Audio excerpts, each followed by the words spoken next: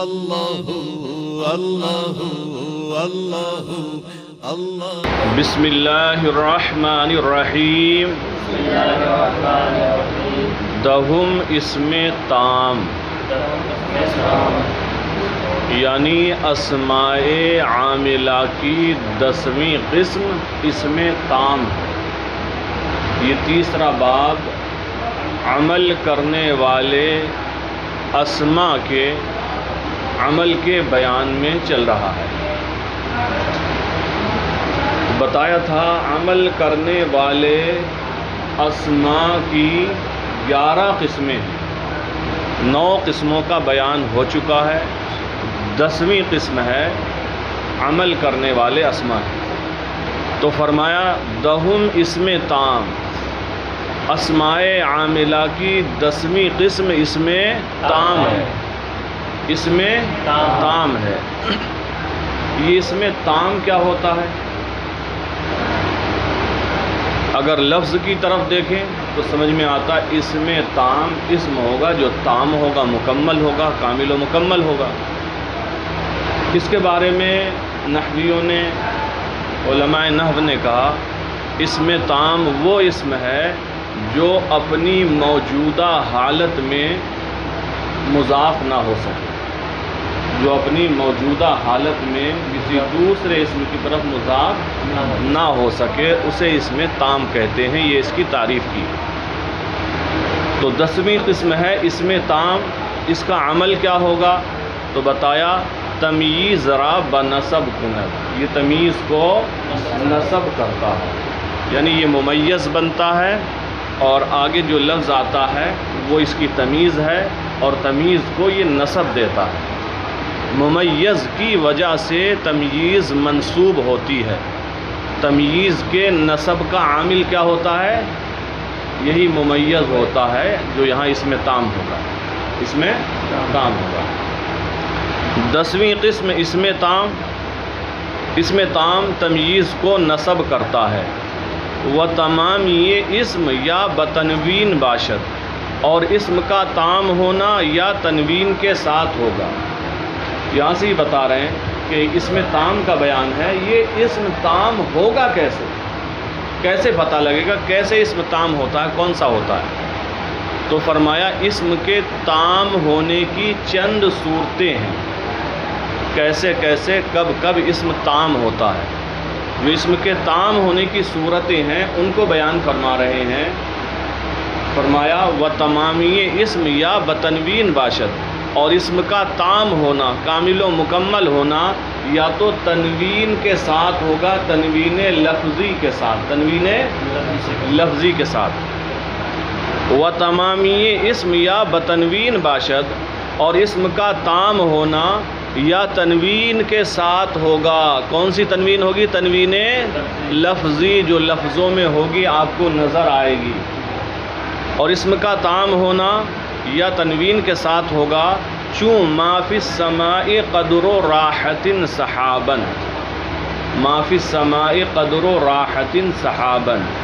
یہاں پر ما فی السماء قدر راحت سحابا ترجمہ ہوگا آسمان میں ہتھیلی بھر بھی بادل نہیں، ہتھیلی کے برابر بھی بادل نہیں، مطلب یہ آسمان میں بالکل بادل ہے، آسمان میں ہتھیلی کے برابر بھی بادل۔ تو یہاں جو اسم تام ہے قدر و راحتن میں قدرو ہے، کیا ہے؟ قدرو ہے، لیکن قدر و تام ہے اضافت کی وجہ سے۔ یاد رہے اس مثال میں صحب ہے، کتابت کا صحب ہے۔ یہ مثال یہاں غلط لکھ گئی ہے، یہ مثال یہاں غلط لکھ گئی ہے۔ کیوں؟ کیا کہا؟ اسم کا تام ہونا یا تنوین کے ساتھ ہوگا، اور یہاں پر قدر و راحتن میں قدر و مضاف ہے، راحتن مضاف ہے، تو قدر یہ اسم تام ہے، اضافت کی وجہ سے، تنوین کی وجہ سے نہیں ہے۔ تو مثال وہ پیش کرنا چاہیے تھی جہاں پر اسم تام ہو تنوین کے ذریعے، جہاں اسم تام ہو تنوین کے ذریعے۔ تو اس مثال میں کتابت کا صحب ہے، لکھنے والے سے دھوکے سے یہاں یہ مثال لکھ گئی ہے، کیونکہ یہاں پر اسم تام کون سا ہے؟ قدرو، اور یہ تنوین کی وجہ سے نہیں، تنوین کے ساتھ نہیں، بلکہ اضافت کی وجہ سے یہ اسم تام ہے۔ تو تنوین والی مثال کیا ہوگی؟ تو اہل نحو نے تنوین کی مثال دی ہے عندی رطل زیتن، عندی رطل، یہاں تنوین ہے رطل پر، عندی رطل زیتن۔ رطل ایک پیمانہ ہوتا ہے، جیسے ہم ناپتے ہیں لیٹر سے تیل ناپا جاتا ہے، دودھ ناپا جاتا ہے، بہت ساری چیزیں، ایسے ہی ناپنے کا ایک پیمانہ رطل ہوتا ہے۔ تو کہا عندی رطل زیتن، زیت سے مراد ہے روغن، تیل، روغن زیتون۔ عندی رطل زیتن، میرے پاس ایک رطل زیتون کا تیل ہے۔ تو یہاں پر کون سی مثال آئے گی؟ جیسے عندی رطل زیتن، عندی رطل زیتن، بات سمجھ گئے؟ یا بتقدیر تنوین، یا اسم کا تام ہونا تنوین کی تقدیر کے ساتھ ہوگا، تنوین مقدر کے ساتھ ہوگا، تنوین پوشیدہ کے ساتھ ہوگا، جو آپ کو نظر نہیں آئے گی، وہی تنوین مقدر ہے۔ یہ دوسری صورت بتا رہے ہیں اسم کے تام ہونے کی۔ یا بتقدیر تنوین، یا اسم کا تام ہونا تنوین مقدر کے ساتھ ہوگا۔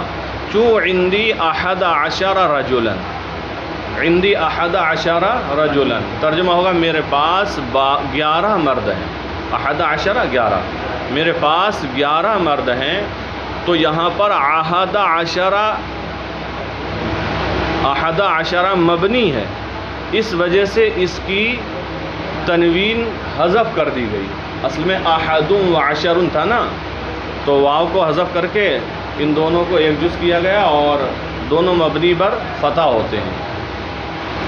تو 11 مبنی ہونے کی وجہ سے، یہ مبنی ہونے کی وجہ سے اس کی تنوین کو حذف کر دیا گیا ہے، تو تنوین یہاں مقدر ہے۔ دوسری مثال دی وزید اکثر منک مالا، اور زید تجھ سے زیادہ مالدار ہے۔ تو یہاں پر زید اکثر، اکثر ہے ہوگا اس میں تام، کیا ہوگا؟ اکثر اس میں تام ہوگا۔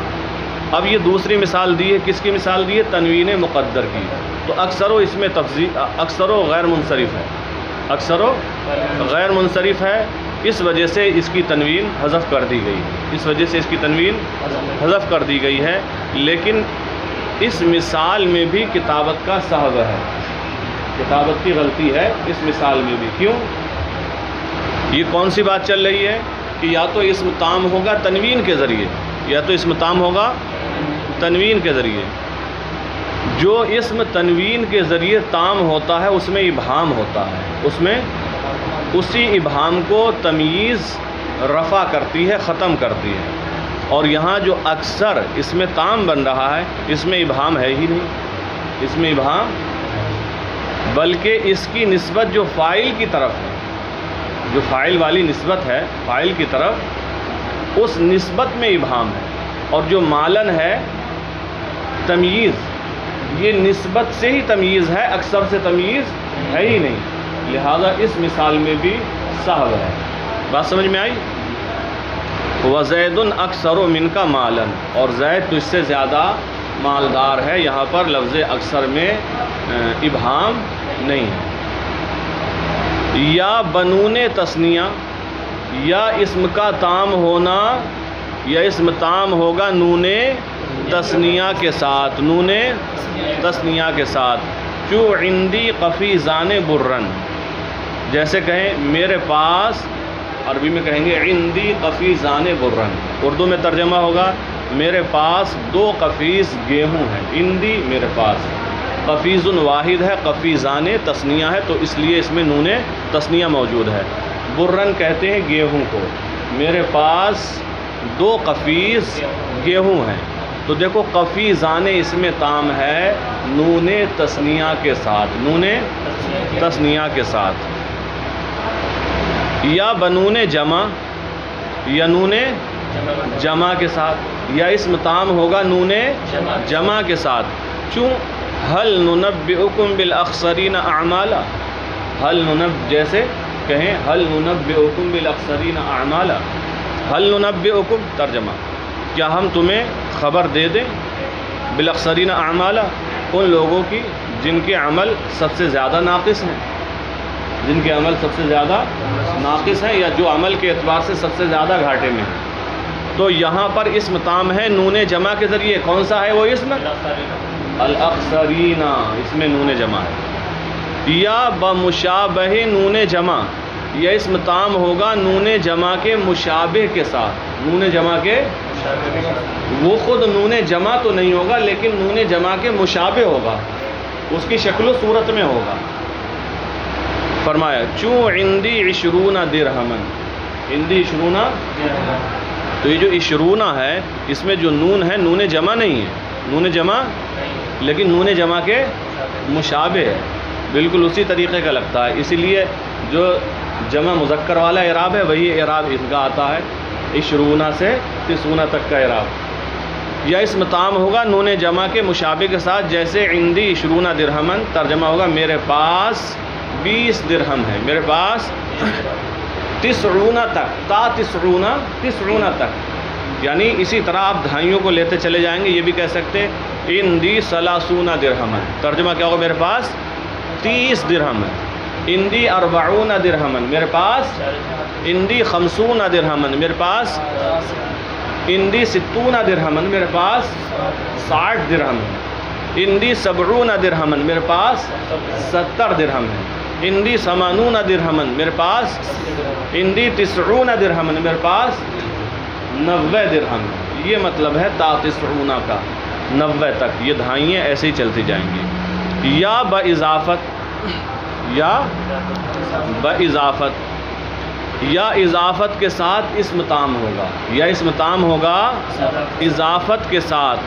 چوں عندی ملؤہ عسلاً، جیسے کہیں عندی ملؤہ عسلاً، عندی میرے پاس، ملؤہ وہ بھر کر، مل مضاف ہے، مل کا معنی ملا یملا ملأن، ملأن معنی ہوتا ہے بھرنا، ملؤہ ہا ضمیر مضاف ہے، وہ بھر کر، میرے پاس وہ بھر کر، عسلاً شہد ہے، یعنی میرے پاس فلاں برتن بھرنے کے برابر شہد ہے، اتنا شہد ہے کہ فلاں برتن بھر جائے گا. عندی ملؤہ عسلاً، میرے پاس فلاں برتن بھرنے کے برابر شہد ہے. تو یہاں پر اس میں تام کون سا ہے؟ ملؤہ. کس کی وجہ سے یہ تام ہو رہا ہے؟ اضافت کی وجہ سے یہ تام ہو رہا ہے. تو بات سمجھ میں آ گئی؟ پھر ایک ترجمہ سرسری نظر سے دیکھ لیں. 10ویں قسم ہے اسم تام. یہ تمیز کو نصب کرتا ہے اور اسم کا تام ہونا یا تنوین کے ساتھ ہوگا. جیسے انہوں نے مثال دی ہے ما فی السماء قدر الراحت صحابہ، اس میں صحابہ ہے. صحیح مثال ہے اندی رتل زیتن، یا تنوین مقدر کے ساتھ اسم تام ہوگا، جیسے اندی احد رجلن، یہ مثال صحیح ہے. آگے دوسری مثال دی ہے وزید اکثر منک مالا، اس میں بھی صحب ہے. یا نون تثنیہ کے ساتھ ہوگا اسم تام، جیسے اندی قفیزان برن. یا نون جمع کے ساتھ ہوگا، جیسے حل ننبئکم بالاخسرین اعمالا. یا مشابہ نون جمع کے ساتھ ہوگا، جیسے عندی 20 درہمن 90 تک. یا اضافت کے ساتھ اسم تام ہوگا، جیسے عندی ملؤہ عسلاً، میرے پاس فلاں برتن بھرنے کے برابر شہد ہے. یازدہم اسمائے کنایہ از عدد، اسمائے عاملہ کی 11ویں قسم ہے اسمائے کنایہ از عدد، عدد سے. اسمائے کنایہ، اسمائے کنایہ کا ذکر پہلے ہو چکا ہے، آپ پڑھ چکے ہیں. وہاں کیا تھا؟ اسمائے کنایہ کچھ وہ ہوتے ہیں جو عدد سے ہوتے ہیں، اور کچھ وہ ہوتے ہیں جو حدیث سے یعنی بات سے ہوتے ہیں. تو بات سے جو ہوتے ہیں وہ یہاں مراد نہیں ہیں، ٹھیک ہے. مراد کون سے ہیں یہاں پر؟ عمل کرنے والے کون سے ہیں؟ وہ جو عدد سے ہوتے ہیں، وہ جو عدد سے ہوتے ہیں. کیونکہ جو بات سے ہوتے ہیں وہ عمل نہیں کرتے، جو عدد سے ہوتے ہیں اسماء کنایہ وہ عمل کرتے ہیں، اور بات ان اسموں کی چل رہی ہے جو اسم عمل کرتے ہیں. تو فرمایا اسماء عاملہ کی 11ویں قسم ہے اسماء کنایہ از عدد، اسماء کنایہ جو عدد سے ہوں، عدد سے کنایہ کریں. وہاں 2 لفظ است، اور وہ 2 لفظ ہیں. اسماء کنایہ از عدد کتنے ہیں؟ 2 لفظ ہیں، کم و قضا. ایک کم اور ایک قضا. کم کا معنی کتنا، کم کی 2 قسمیں ہوتی ہیں. ایک کم کا معنی ہوتا ہے کتنا، بہت کے معنی میں. جیسے کم دارن بنائے تو میں نے کتنے گھر بنا دیے، کم مالن انفقت تو میں نے کتنا مال خرچ کر دیا، یعنی میں نے بہت مال خرچ کر دیا، میں نے بہت گھر بنا دیے۔ اور ایک استفہام کے معنی میں ہوتا ہے کم رجلا نندا کا تیرے پاس کتنے مرد ہیں، اور قضا کا معنی ہوتا ہے ایسا ایسا، اتنے اتنے۔ دیکھیں وہاں دو لفظ است اور اسماء کنایہ ازعدت دو لفظ ہیں، کم اور قضا۔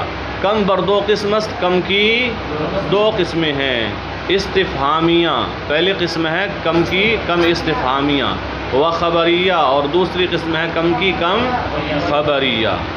تو پہلی قسم ہے کم استفہامیہ اور دوسری قسم ہے کم خبریہ۔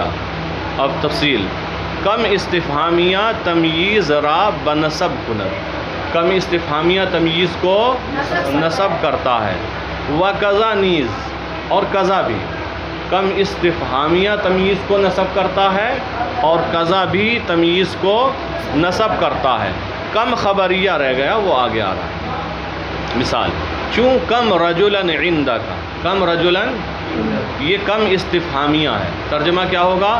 کم رجلاً عندک تیرے پاس کتنے مرد ہیں۔ قضا کی مثال وعندی قضا درہمن، وعندی میرے پاس اتنے درہم، عندی قضا درہمن میرے پاس اتنے درہم ہیں۔ دونوں کی مثالیں ہو گئیں، کم استفہامیہ کی اور قضا کی۔ وکم خبریہ تمییز را بجر کند، اور کم خبریہ تمییز کو جر کرتا ہے، کم خبریہ تمییز کو جر کرتا ہے۔